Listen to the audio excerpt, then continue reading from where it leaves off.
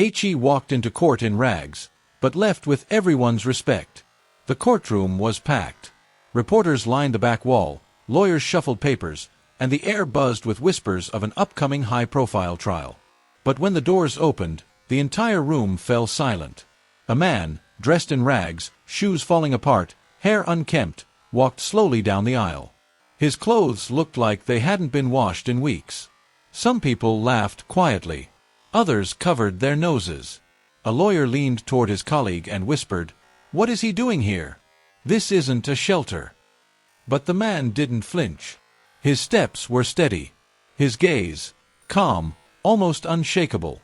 Nobody knew who he was. Nobody expected what would come next. As he reached the defendant's table, a murmur rippled across the courtroom. "Is he the one on trial?" someone whispered. The prosecutor smirked. "This should be easy," he muttered. The judge raised an eyebrow, clearly puzzled.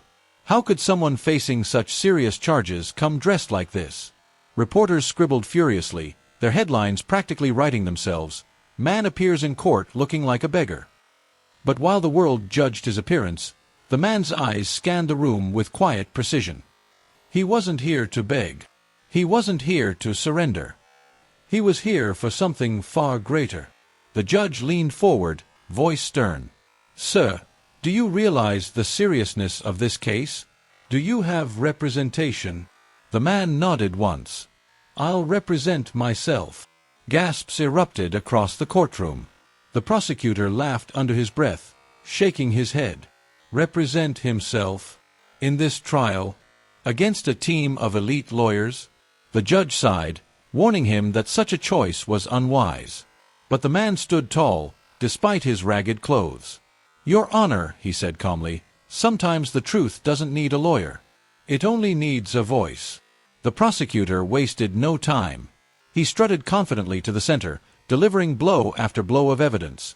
Documents, photographs, testimonies. His words painted the man as guilty beyond a shadow of doubt. Each accusation was followed by laughter and smug nods from the prosecutor's table. He smirked at the man in rags, convinced victory was certain. The jury listened intently. And yet, the man sat quietly, hands folded, unshaken. He didn't even flinch. He just waited.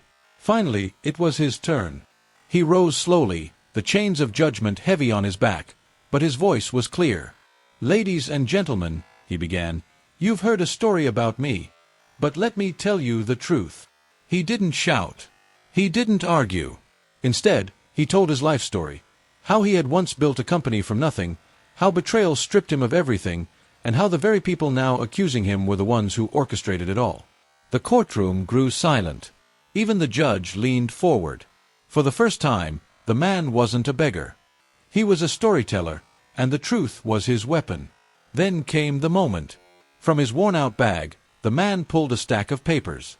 Not just papers, receipts, contracts, signatures that revealed corruption at the highest level. Gasps filled the room. The prosecutor's smile vanished. Reporters stood, craning to see. Every piece of evidence pointed not to the man in rags, but to the wealthy individuals sitting smugly in the back of the courtroom. The tide had shifted. The jury whispered among themselves, eyes wide. The judge called for order, pounding the gavel. The prosecutor stumbled over his words, sweat forming on his forehead. Every new revelation tore down his case, brick by brick. For the first time, the man in rags smiled. Not arrogantly, just knowingly.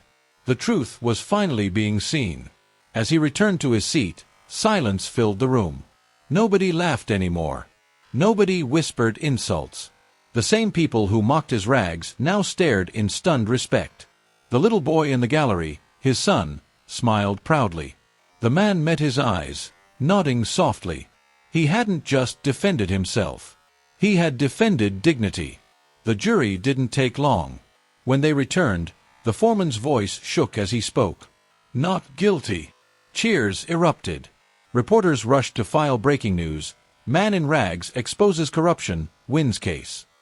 The judge removed his glasses, nodding with respect. "Sir," he said, "you've reminded us all that truth doesn't wear a suit. It simply speaks."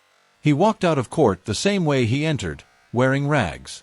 But this time, people didn't laugh. They didn't sneer. They moved aside with respect. The man turned to his son and whispered, "Never let them judge you by what you wear. Let them remember you for what you stand for." The boy nodded, his eyes glowing with pride. And so, the man who walked into court in rags, walked out carrying something far more valuable than riches, the respect of everyone who once doubted him. If this story gives you chills, the next one will leave you speechless. Hit subscribe to Whisper of Wonders and never miss the stories that change the way you see the world.